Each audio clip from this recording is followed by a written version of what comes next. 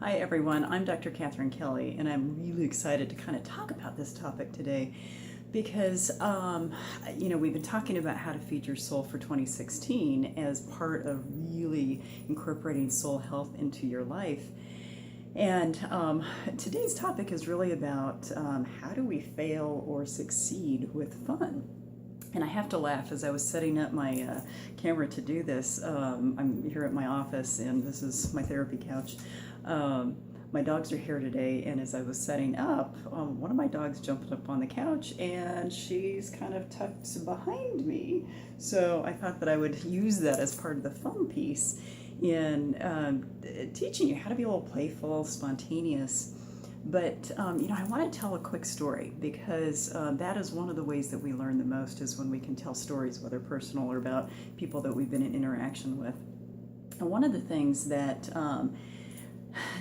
that strikes me is that, for those of you who have looked at my model, I have these 10 branches on the soul health model, one of which being the recreational branch of health, that basically each and every one of those branches has to be worked on or balanced in your life in order for you to feel like you are radiant and balanced and aligned. Well, one of the things I love to do is talk to people about how is it that you can enhance that branch for your life? How is it that you can bring things in that are fun and just create laughter and joy and playfulness?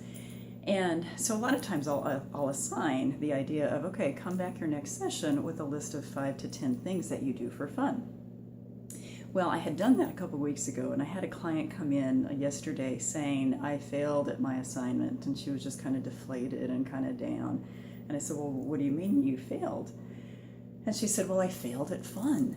I can't believe it, but I failed at fun. And I listened to her, and she was kind of lamenting the idea that she really didn't know what she did for fun. She didn't know what made her laugh, what brought her joy. She could list all of the things that stressed her out or created discontent or discomfort in her life, but she just couldn't really list the things that were fun and that were joyful and that she could do to kind of help her boost her self-care. And so we had to have this conversation. And now, frankly, this is a conversation I have with a lot of folks. And it's about, do we really fail at fun, or do we need to reincorporate it into our lives so that we can really feel radiant? Because like you've read and like you have seen before in these videos, that is one of the key essential pieces of our soul health, is basically to incorporate fun and leisure back into our lives. But people don't prioritize that. They basically say that they don't have time, or they have to do all the heavy stuff first, all the busy stuff first. But when we think about our souls are very playful, very fun, very at peace with just kind of kicking back and really finding the joyful, beautiful, fun things in life. So really fun is getting back to our essence. In my book, Soul Health, one of the things I talk about is that whole idea that the soul is joyful, but that the human condition is what dampens us. It's what dims our light. It's what brings us down. And so in my therapy world, what I do is I work with people to do as much as they can to peel off those layers of whatever it is that is weighing them down and creating that human condition thickness and that weight, so that you can become more joyful and much more vibrant and much more energetic. And the word I use in my title is radiant. So you can't really necessarily fail at fun, but you can neglect it. And so I want to really encourage all of you to think about, how do you neglect fun and leisure in your own lives? How do you dismiss it? How do you put it off? How do you put it at the very bottom of the list rather than putting it at the top of your list? Now, I want to bring in the whole idea of self-care with this as well, because, it's become such a used group of words that a lot of times we glaze over when we think about self-care. But I want to deepen it into self-love, because when we do show love for ourselves, we give ourselves everything we need. So when we care for someone else, when I care for my critters, when I care for someone that's in my life, a friend, a family member, it's one of those things where you put your heart and soul into it. But we don't put our heart and soul into taking care of ourselves, and particularly when it comes to fun and leisure. So what I would really encourage is pay attention to how you do neglect your own joyful part of life and your own playful activities, and then start thinking about how can I love myself more by implanting some of those activities back in my life.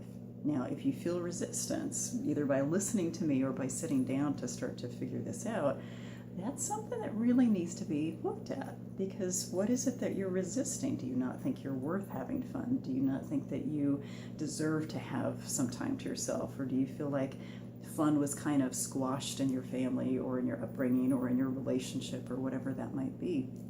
Because it is one of the vitamins of the soul, is just to have a good laugh and just to feel that radiance again. And everybody feels better after a good laugh, but very few people create that space in their lives.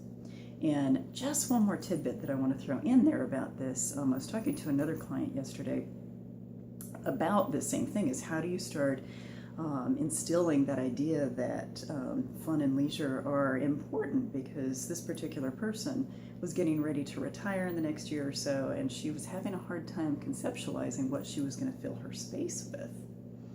And I love the word she used. She used the word handhold, like a wall climbing or a mountain climbing kind of thing. She's very sporty and very outdoorsy. But I loved the idea because she was talking about her schedule at work, and the work tasks that she has to do and the meetings and everything are kind of her handholds to create structure in her life. And she doesn't know what to do without that. And I introduced the idea of maybe starting to replace some of those other handholds with fun handholds. What are all the things she fantasized about doing at some point, and could she start imagining herself using that as one of her handholds, and then the other thing as another handhold, so that her whole being and her whole existence could change into having more fun and leisure into her life. So I want you to just think more about, how do we neglect our souls by neglecting the fun and the leisure in our lives? And everybody that I know yearns for more fun and leisure, but very few people prioritize it as something that's important. So I want you to think about that. If you have liked what you've heard, and if you want to hear more, I would love to invite you to go to my YouTube channel. You can find the link on my webpage, which is www.drkatherineTkelly.com, which is also where all of my other social media links are. And I would love to have you follow me on Facebook and Twitter and all of the other things, where you're going to get different tidbits and tips and quotes and different things that are here to really enhance your soul health. So every one of my writings or vlogs that I'm doing is about how the soul works, in basically as part of our human condition. And so you're going to learn little tidbits here and there, but this is how the soul works, and fun and leisure are a huge part of that. So thank you so much for listening, and I look forward to seeing you again or hearing you again through comments, through emails, through whatever it is that you'd like to convey to me about your own feeding your soul and learning how to live a more radiant life.